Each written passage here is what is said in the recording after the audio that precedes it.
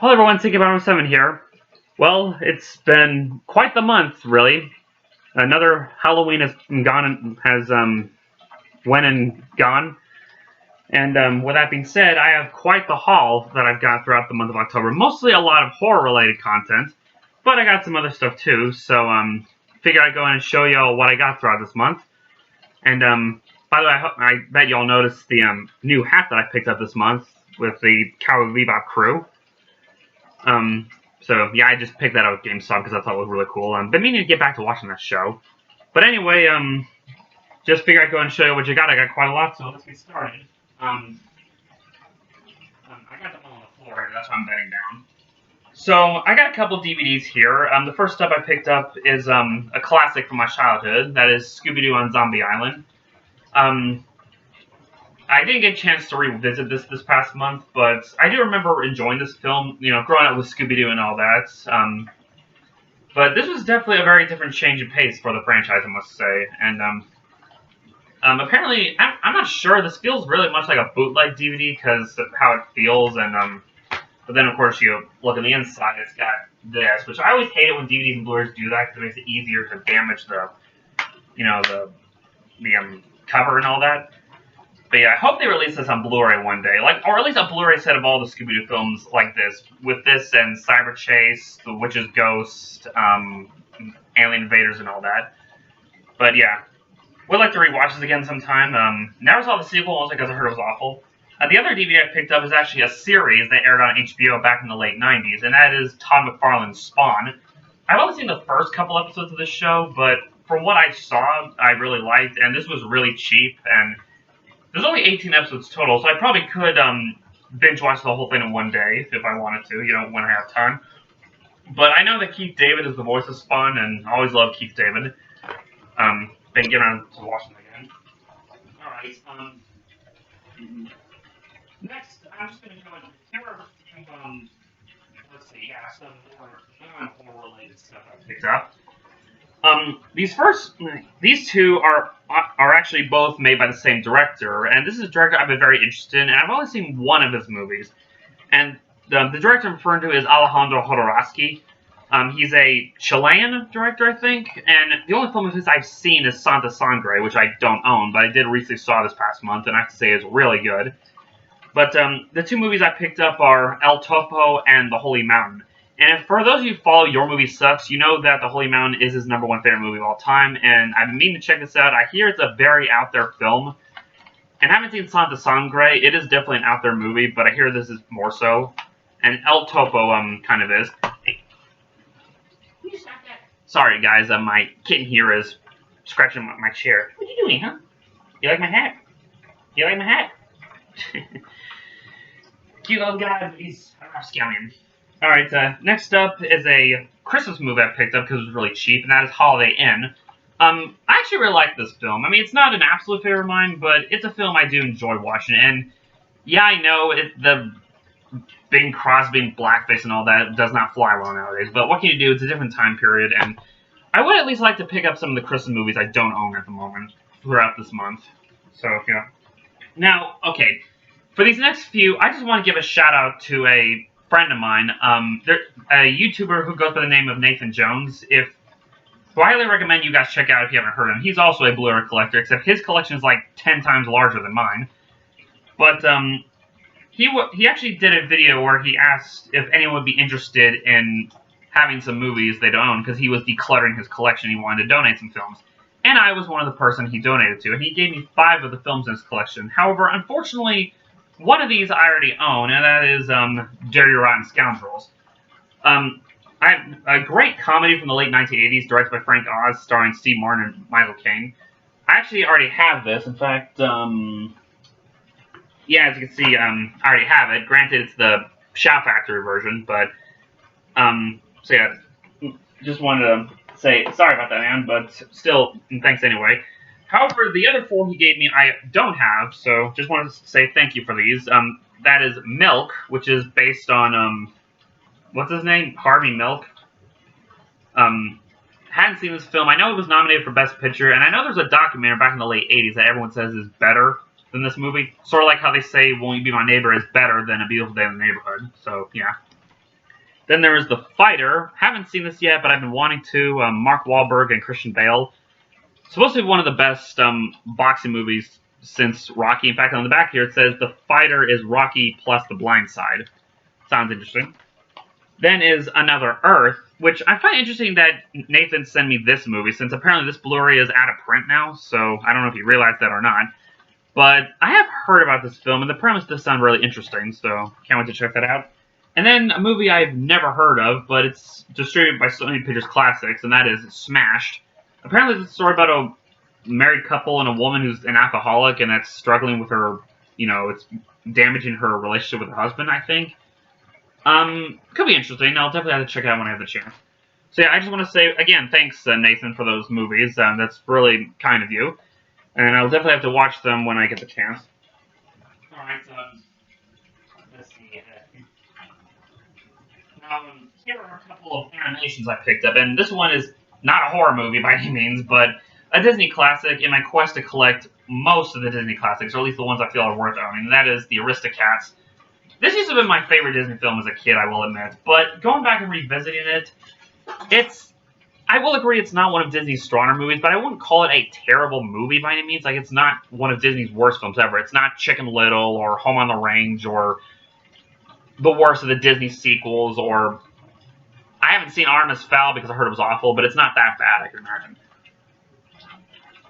But I got it for, like, nostalgia purposes, and like I said, I'm trying to get the Disney classics. There's still a few I'm missing, so. Next is, I didn't get a chance to watch this. I wanted to because it sounds interesting. It's an animated horror film that actually came out last year, but it finally got its Blu-ray release, and that is To Your Last Death.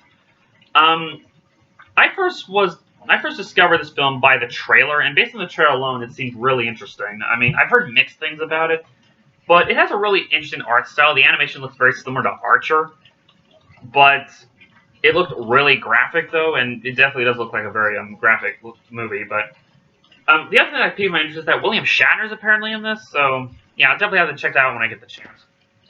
Another animation I picked up is a series, and that is Castlevania Season 1. I've only seen Season 1, I haven't seen Season 2 or 3, but I picked this up because it was cheap, although I didn't expect it was going to be this big box set, which, comes with this, but it also came with this t-shirt you see me wearing right now. So, I guess there's that. It's a really cool shirt, but as someone who likes to collect the Blu-rays with their slips, when they do have slips, this kind of annoys me, especially that now it's this big box where it's just loose inside. But, I don't know. Maybe I'll get the regular Blu-ray with the slip next time, but I don't know. Then, if I feel it's necessary. I don't know. Maybe I'm just very OCD about that sort of thing. But yeah, love Castlevania. I do need to get back to watching the other seasons, but great show. One of my favorite portrayals of Dracula. Okay, now it's time to get into some horror films, which I've got quite the pile here. First up is American Psycho. Just Christian Bale, love this movie. One of his best performances out there. Then there's a classic from the 1950s, and that is Them. Definitely the film that sort of, I guess, started the giant insect film genre that was popular back then with things like Tarantula and The Deadly Mantis.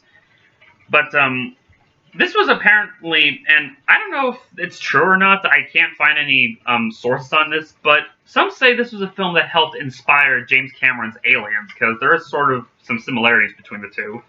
But yeah, if you haven't seen them, definitely check it out. Then is 10 Cloverfield Lane. I did not get a chance to see this yet. I have seen Cloverfield, which I admit I enjoyed, even though it's not perfect, but I enjoyed it anyway. But I hear this is supposed to be much better, so definitely can't wait to check that one out. Next is a Japanese horror film from 1999, Audition. This was a very disturbing movie, to say the least. Takashi Miike, I guess is the name of this director. He would also go to direct Ichi the Killer. But this was a fantastic film. You haven't seen it. It's funny because it starts out very lighthearted and wholesome, and then suddenly takes a really dark, disturbing turn after the hour mark. So yeah, by the way, if you hear a rattling sound, it's Coco just playing with one of his toys. So next is The Exorcist, the film that's often considered the scariest film of all time. And I will agree, this is a pretty it is a very creepy film, I'll say, but I don't know if I call this the scariest film of all time. I just didn't find it that scary. I mean, it's a great movie. Don't get me wrong. But I don't know, I just didn't find it that scary. I mean, honestly, I found Hereditary to be more disturbing than that movie. Next is the 1960s classic, Whatever Happened to Baby Jane.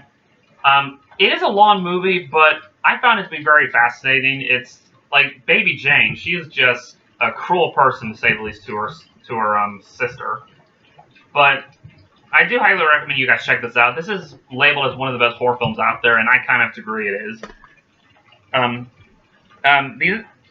These next two are some South Korean horror films. First is The Wailing. This is a long movie. It is 2.5 hours long, but it's so worth it because, again, very disturbing film with some really deep themes. I don't know how to go into this without going to spoilers. Apparently, this director also did The Yellow Sea and The Chaser, two other South Korean films I have yet to watch. But yeah. And here's another South Korean film that this one I loved a lot more. I Saw the Devil. This is technically more of a crime thriller, but it definitely has horror elements to it. You focus quite a bit on the killer as well as the main protagonist who's out for revenge on this, criminal. But yeah, if you haven't seen it, definitely check it out. Although I should warn you, it is a very brutal and unforgivably brutal movie, especially at the ending. But definitely check it out.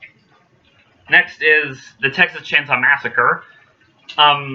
It's funny, for a movie that's so notorious for, a franchise for how violent and brutal it is, the first movie is really tame. Like, it's a very tame movie, but I guess the reason people found it so horrifying is, I guess, the filmmaking. It looks so, organic, I guess is the word.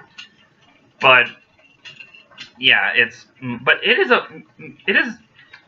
funny because, as Chris Stuckman himself stated, if this film had a higher budget, we would probably be more critical about it. But the fact this had such a low budget and that the actors were working in incredible heat in Texas there's a lot to appreciate about the movie. So yeah. Next is, technically these are Chris's movies, Gremlins and Gremlins 2. I have seen Gremlins. I don't think I ever saw Gremlins 2, but love the movie nonetheless, and I'll definitely can't wait to revisit on Christmas. Next is a classic, Beetlejuice. Classic Tim Burton. Miss when Tim Burton used to make movies like this and not what he's been doing lately. But yeah, like I say, but Beetlejuice. Then we got the original Halloween, John Carpenter film. Probably my second favorite John Carpenter film after The Thing, but definitely one of the better slasher films. Next, we got the Evil Dead trilogy, Evil Dead 1 and 2 and Army of Darkness. And as far as I know, the unfortunate thing about the Evil Dead Blu-ray is that it's the, as Your Movie 6 called it, the George Lucas version, because they re-edited it and it really got him upset. I think he even did a video discussing the problem. Hopefully one day someone will make an Evil Dead Blu-ray where it's the original film from 1981 and not what they re-edited.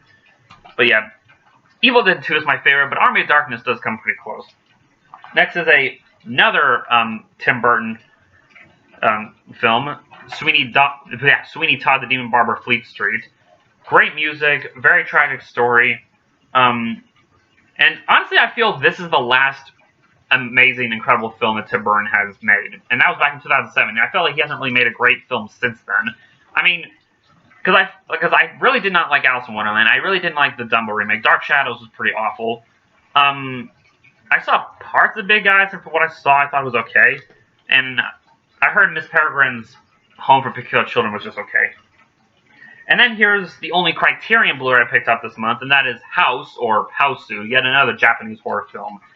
This was an interesting film, I must say. I don't know how to describe this movie. It's so bizarre and out there, but yet I absolutely loved it. I feel like I need to rewatch this again sometime when I have the chance to figure out what on earth is going on in this movie. But the fact this was done by Toho Productions, the people behind the Godzilla movies, and yet this movie makes the strangest of Godzilla films look normal. So yeah, did enjoy the film.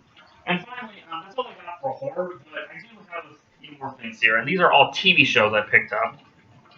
First is Life. I'm trying to pick up the David Attenborough documentaries if I can, because I love David Attenborough. I love his documentaries, so Life. Funny enough, when this first came out in 2009, it's hard to believe it's been that long. I originally saw the American version that Oprah Winfrey narrated, so I don't know if I ever saw the actual true version that you're supposed to watch. So yeah. Here's yet another David Attenborough nature documentary, Dynasties. Have not seen this. Definitely can't wait to check it out. And And I should mention, this is the only 4K Blu-ray I currently own, even though I don't have a 4K TV. But that's because this does not have a regular Blu-ray on its own. I mean, this does come with Blu-ray discs, but you can't get it on the regular Blu-ray. And there's another David Attenborough document that's like this. 7 Worlds, 1 Planet, I think is what it's called, something like that. So, yeah. Next is Doom Patrol Season 1. I've only seen the first 2 episodes of this so far, and as of right now, I'm already enjoying it. It's kind of like Guardians of the Galaxy mixed with Watchmen, I suppose the best way to describe this, in that it is pretty brutal at points, but so far I'm really enjoying this. I can't wait to watch the rest of this, and apparently Season 2 will get its Blu-ray in January from what I heard, so definitely can't wait for that. Next is Boardwalk Empire Season 1. I know there is a box set where you get the complete series, but I think it's like $100, and this was like I think I only paid $11 for Season 1. You can get the same cheap price range for Seasons 2, 3, and 4. It's Season 5 that's out of print, and I don't know if I'm going to be able to get a hold of that unless someone's selling it for a reasonable deal. But, yeah, I've only seen like the first episode, and already I'm really hooked to this. I love Steve Buscemi, so there's that. And finally is probably my grand prize for the month, my big score, and that is Batman the Animated Series. I loved the show as a kid, and I would love to go ahead and revisit this show to see if it still holds up, and for what everyone says, it does still hold up. It's considered one of the best animated series out there, as well as one of the best TV shows, period, and one of the best portrayals of Batman and company. So, yeah. And that is everything I got for the month of October. It's quite the haul. I probably won't, I know I keep saying that at the end of every one of these videos, but I'll try to refrain not getting too much this month and the following month of December because, you know, it's now the holiday season. With Christmas on the way, I gotta focus on getting gifts for other people, not for myself. Unless, you know, it's like a Black Friday deal or the Criterion sale on Barnes & Nobles. But, and plus, you know, with Christmas on the way, I should ask people what I want for Christmas as well. So that being said, I hope you all had a wonderful, happy Halloween, and I was hoping to get this out yesterday, but yesterday got really busy for me. I didn't have a chance, so this is a day late. And for the month of November, I'm hoping to try to work on Heroes vs. Villains. I haven't worked on it in a while because I was busy with that Halloween music video and my top 100 favorite horror movie video you probably recently saw. But hopefully through this month, I'll try to work on Heroes vs. Villains Part 2, Round 1, Part 3. I don't know if I'll be able to get it done this month. There's quite a lot I still need to edit, but it'll come out when it comes out. So I hope you all have a great day, and I'll see you all in the next video. So, later.